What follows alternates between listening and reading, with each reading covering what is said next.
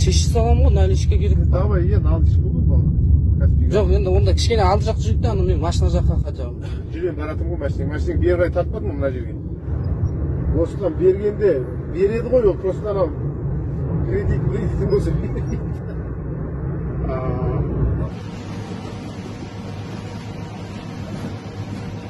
Арман теңге шешу.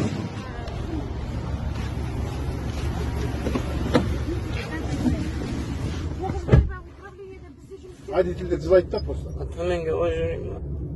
Ал, иә. Неге? Олай. Яна қалтасына сырастыр.